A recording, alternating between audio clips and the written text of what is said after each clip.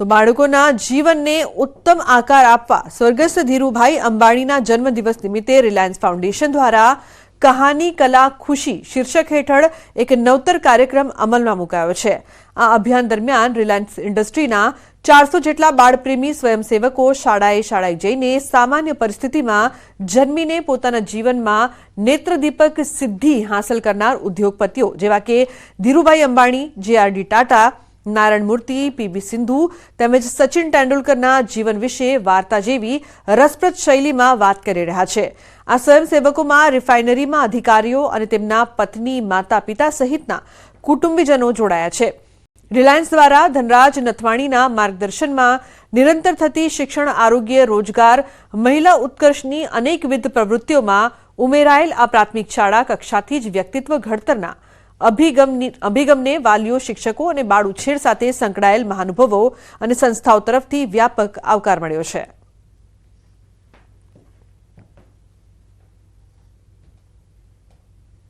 તો બુલેટિનમાં હાલ બસ આટલું જ। તમામ મહત્વપૂર્ણ સમાચાર માટે આપ જોતા રહો ન્યૂઝ 18 ગુજરાતી। નમસ્કાર।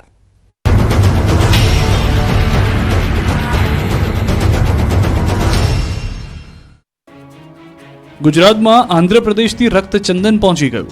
ગેરકાયદે ચોરી કરીને રક્તચંદનનો જથ્થો પાટણ પાસેના એક ગોડાઉનમાં સંતાડાયો। આંધ્રપ્રદેશની પોલીસ બાતમીના આધારે પાટણ પહોંચી। પાટણ પોલીસને સાથે રાખીને હાજીપુરના એક શ્રેય વિલાના ગોડાઉન નંબર 70માં કરોડોના રક્તચંદનના 150 ટુકડા પકડી પાડ્યા હતા। સાથે 3 આરોપીની ધરપકડ કરવામાં આવી। પકડાયેલા આરોપીઓએ પાટણ સુધી ચોરીના ચંદનનું વેચાણ કર્યું હોવાની કબૂલાત કરી, જેથી આંધ્રપ્રદેશની પોલીસની ટુકડી સવારે પાટણ પહોંચી અને સ્થાનિક પોલીસની મદદથી હાજીપુરના ગોડાઉનમાંથી ચંદનના લાકડા કબજે કર્યા। પાટણમાં મળી આવેલ રક્તચંદન આંધ્રપ્રદેશથી ફિલ્મી સ્ટાઇલમાં આવ્યું હોવાનું મનાય છે।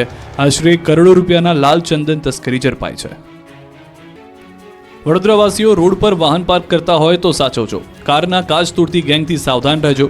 વડોદરામાં તોફાની તત્વોએ રોડ પર જતા વાહનો અને પાર્ક કરેલા વાહનોના કાચ તોડતા તરખાટ મચ્યો છે। મારુતિધામ સોસાયટીમાં મોડી રાત્રે બાઇક પર આવેલા 2 અજાણ્યા શખ્સોએ ઘર પાસે પાર્ક કરેલ કારના કાચ તોડીને ફરાર થયા। જોકે આ સમગ્ર ઘટના સીસીટીવીમાં કેદ થઈ। કારના માલિક જિગ્નેશ પટેલે બાપોદ પોલીસ મથકમાં ફરિયાદ નોંધાવી। દ્રશ્યોમાં જોઈ શકાય છે કે આ શખ્સોના હાથમાં મોટા મોટા પથ્થર છે, જે વાહન નીકળે છે તેના પર પથ્થર ફેંકે છે। પોલીસે સીસીટીવીના આધારે તપાસ હાથ ધરી છે। અમદાવાદના જમાલપુરમાં ગેરકાયદે ખડકી દેવાયેલી બિલ્ડિંગને તોડી પાડવામાં આવી છે। શહેરના દાણાપીઠ વિસ્તારમાં મ્યુનિસિપલ કોર્પોરેશનની મુખ્ય ઓફિસની સામે જ 6 માળના ગેરકાયદે બાંધકામના 2 માળને મધ્ય ઝોનના એસ્ટેટ વિભાગ દ્વારા તોડવાની કામગીરી શરૂ કરવામાં આવી। 8 ફ્લેટ તોડી પડાશે। સલમાન એવન્યુ બિલ્ડિંગના 4 માળમાં લોકો રહે છે, જ્યારે 1 માળ હાલ ખાલી છે। ત્યારે AIMIMના 2 કોર્પોરેટર દ્વારા આસિસ્ટન્ટ મ્યુનિસિપલ કમિશનર મિલન શાહને ઘેરીને દબાણ રોકવાનો પ્રયાસ કરાયો। ઘટનાને પગલે SP, 2 PI અને 100થી વધુ પોલીસ જવાનો ચુસ્ત બંદોબસ્ત વચ્ચે હાલ ડિમોલિશન કાર્ય કરી રહ્યા છે। પુરાતત્વ વિભાગની ખોટી NOC મેળવીને 6 વર્ષ પહેલા સલમાન એવન્યુ બિલ્ડિંગના 2 માળ ઊભા કરી દેવામાં આવ્યા હતા। 6 વખત બિલ્ડિંગને ગેરકાયદેસર બાંધકામ બાબતે સીલ કરી હોવા છતાં પણ તેનો વપરાશ ચાલુ રાખવામાં આવતા સવારે મધ્ય ઝોનના એસ્ટેટ વિભાગ દ્વારા 100થી વધારે પોલીસ કર્મચારીઓ અને ફાયર બ્રિગેડના ચુસ્ત બંદોબસ્ત વચ્ચે મકાન ખાલી કરાવી પ્રક્રિયા શરૂ કરવામાં આવી હતી। જે દરમિયાન એક મહિલાની તબિયત ખરાબ થતાં 108 મારફતે સારવાર માટે હોસ્પિટલ ખસેડવામાં આવ્યા છે। કામગીરી શરૂ કરવાની સાથે જમાલપુર વોર્ડના AIMIMના કોર્પોરેટર મુસ્તાક ખાદીવાલા અને જમાલપુર વિધાનસભા કોંગ્રેસના ધારાસભ્ય ઇમરાન ખેડાવાલા પણ સ્થળ પર ઉપસ્થિત રહ્યા હતા। સ્ટેટ ટેક્સ ઇન્સ્પેક્ટર એટલે કે STI વર્ગ 3ની ભરતી પરીક્ષાની તારીખ જાહેર કરવામાં આવી છે। GPSC દ્વારા 22 ડિસેમ્બરના રોજ STI વર્ગ 3ની ભરતીની પરીક્ષા લેવાશે। 754 કેન્દ્ર પર પરીક્ષા લેવામાં આવશે। આ ભરતી પરીક્ષા માટે 1,85,000 ઉમેદવારોએ સંમતિપત્ર ભર્યા છે। પ્રથમવાર ઉમેદવારોને બાજુના જિલ્લામાં પરીક્ષા કેન્દ્રો ફાળવાયા છે। પરીક્ષા કેન્દ્રોમાં કોઈ ગરબડ ન થાય તે માટે આ નિર્ણય લેવાયો। વનરક્ષકની પરીક્ષામાં 2022માં ગેરરીતિ થઈ હતી। હવે કાળજી લેવા STIની પરીક્ષા અન્ય જિલ્લામાં લેવાનો નિર્ણય કરવામાં આવ્યો। સવારે 11 થી બપોરે 1 વાગ્યા સુધીનું 3 કલાકનું પેપર હશે। STIની પરીક્ષામાં પ્રવેશ પહેલા બાયોમેટ્રિક લેવામાં આવશે। ભવિષ્યમાં અન્ય પરીક્ષાઓમાં પણ બાયોમેટ્રિક લાવવામાં આવશે।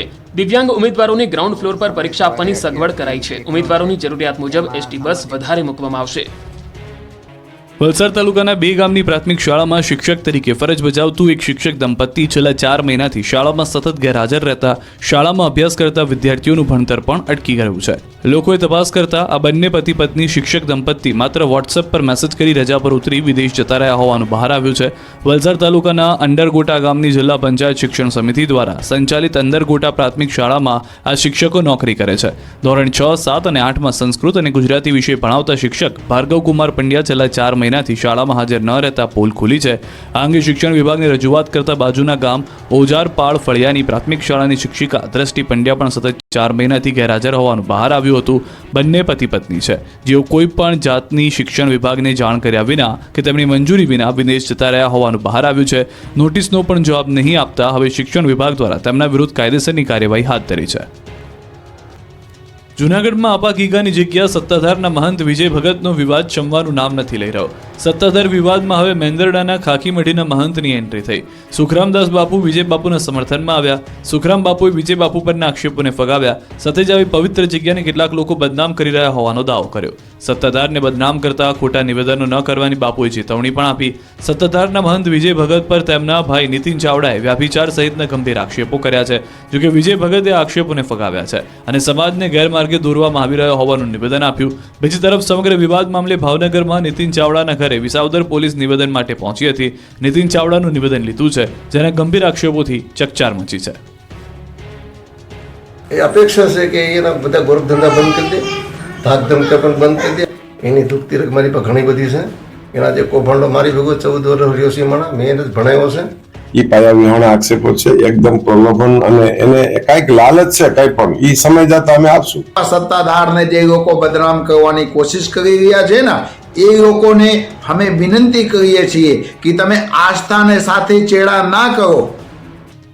વડોદરાના રણોલી વિસ્તારમાંથી પોલીસે ગેસ રિફિલિંગ કૌભાંડનો પર્દાફાશ કરી 10 જણને ઝડપી પાડ્યા છે.